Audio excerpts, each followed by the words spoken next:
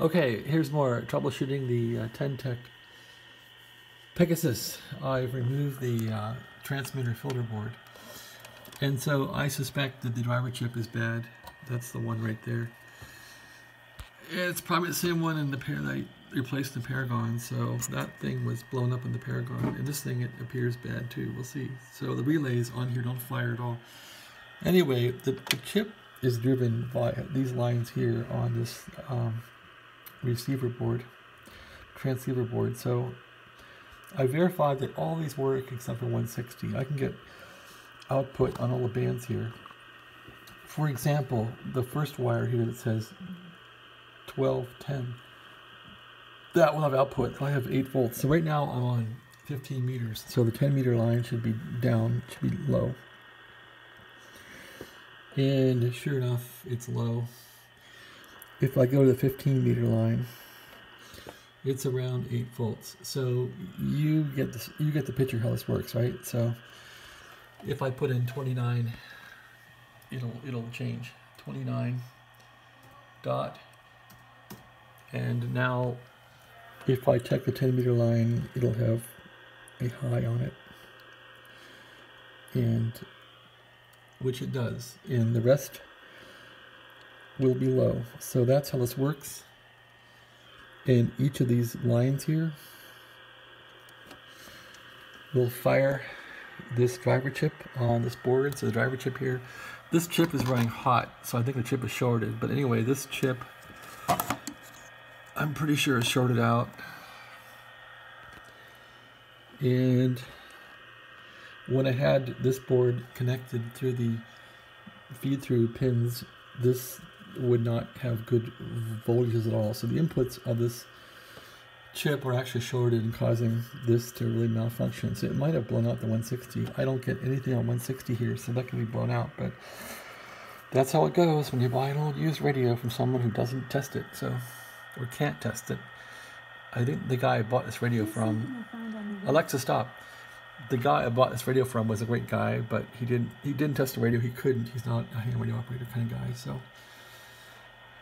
you got to be careful who you buy these things from, unless you want to put a lot of time. I think I got about 8 hours in this radio yesterday. Probably going on 4 hours today to debug this thing. So now I probably got to order this chip if I can figure out what it is. It's probably the same chip as in the Paragon, but yeah, it's running kind of hot, so that chip has to go. And then we'll see if these relays will fire and if I get any output from the final here. All right, that's about it for the Pegasus. I don't know, kind of a nifty little radio so far. It's been a hard one to figure out and fix, that's for sure, as I've never owned one of these before. That's kind of why I wanted to get it. So yeah, so if I go like to 10 megahertz here, let's try that. 10 megahertz. There's 10 megahertz, and if I go on AM here,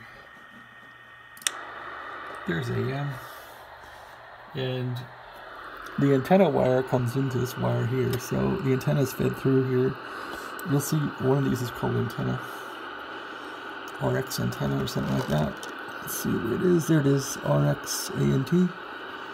So if I hit the antenna onto that, there should be some signal here. RX antenna. Oh, you can hear it coupling.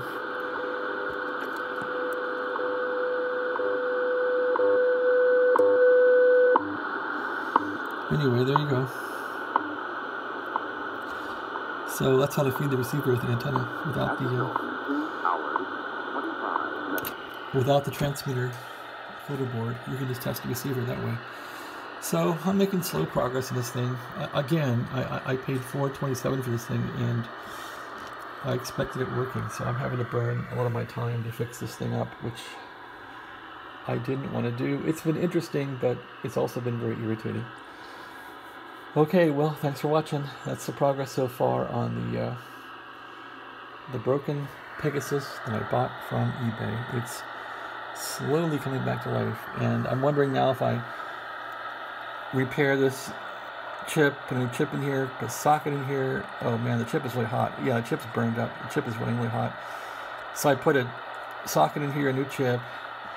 Even if I get the relays going, the final could be shot. And these are about $250 on eBay.